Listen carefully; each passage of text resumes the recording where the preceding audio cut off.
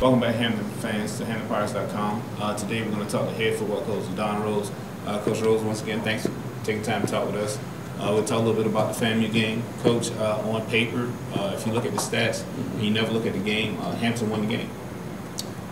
Well, I wish it was that easy. But I thought the game was, it was our first conference game. I thought it was a well-fought game. Initially, they got on top. But who does the most, with the opportunity that they have? And I thought they made more plays.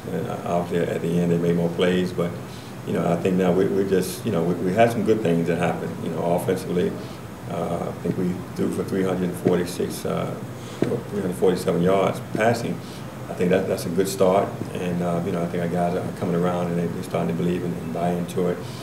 Defensively, we had some moments.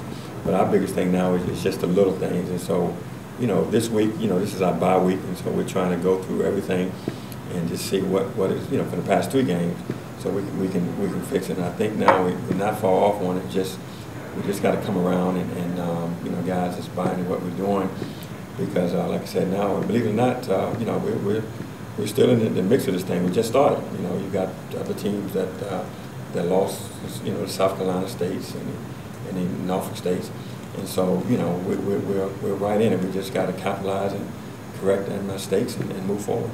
Well, Coach, you talked a little bit about the offense. Like you said, Champion threw for 347 yards. You had a 100-yard running back and a 100-yard receiver. Talk a little bit about the youth in the team and some of the things that they bring to it with Twan mixing them. We've got, I told the guy the other day, I said, 69%. We took 59 players to FAM.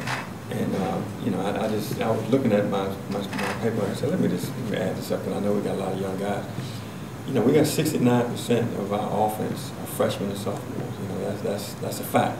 I'm not saying one way or another. 52% of our defense are freshmen and sophomores, and we got a lot of freshmen who are starting. We've got on the offensive, you've got Twan Mixon, that he starts, and you got Major Belton. That he's in there on different packages. You got Beard, you got TJ, we got Riddick. You've got, it just goes on and on. You've got Jaron Washington. But the thing is that those guys are growing up fast, and they have to. Like I said, now obviously again, it's little things you got to tighten up on, but I think they're understanding now that the pace of the offense. And so they started buying to it. And so right now, each week, we're getting better. I think last week, the week before last against ODU, we had over 200 yards passing in the first half. And so, I think now with the emergence of Swartz, buying to, we have a run presence. And so now, we've got a lot more players, the Chisholms and the Hayes and the other guys.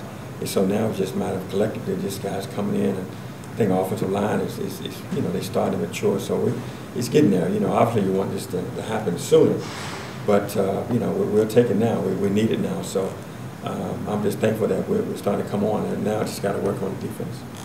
Coach, the first 2 games you didn't have a lot of penalties. This game it seemed like a lapse in something. You had over 100 yards in penalties. I know that had to hurt the team. Yeah, it did. You just look at things, and we've got the holding, and you got face masks a couple of times, and you start getting a couple of things going on. And I told you that. I said, we start off with 5 the first game, we had 7 the second, we have 12 the third. And I said, and it's a pattern. And I said, so you got to make sure, you got to look at it.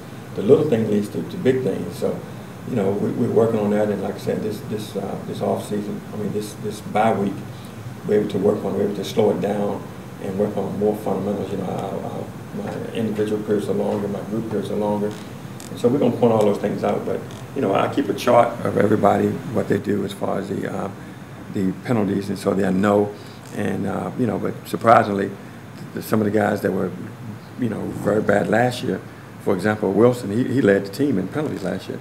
Doesn't have not one, so things are happening good. We just got to concentrate on the good things and weed out the bad.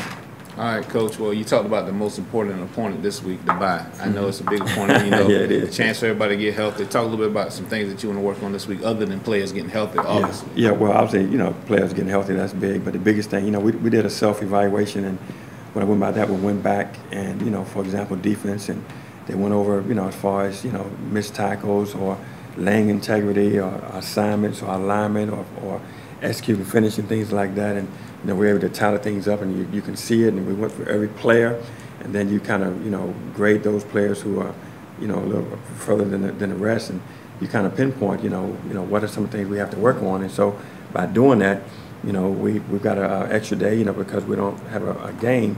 We're able to have an extra day of practice. And so right now we're working on our fundamentals. So it's almost like going back to training camp and just doing a little thing, getting off blocks, tackling, fitting, going through our progressions, our drops, things like that. And so, we're doing that more, and we're doing it at a more intense pace against the offense. We're going against each other as well as down and distance. I think that's big. I think a lot of times you've got players, younger players, when they get in, you can't play 3rd and 3 like you play 3rd and 10. And so I think now with the sticks and all that, and just pinpointing little things, I think it was going to be a heck of an improvement. But I really feel now we're going to click, and obviously it's needed. And so this week is I'm thank God it's a bye, and I think when we start off Sunday we'll be focused, ready to go, get prepared for Bethune-Cookman. Once again, Hampton University will have the bye this week. Next week we'll be back to talk about Bethune-Cookman. The Pirates will play Bethune-Cookman here at Armstrong Stadium on Saturday the 29th. Once again, Hampton fans, thank you for coming out and visiting us at HamptonPirates.com. Go Pirates.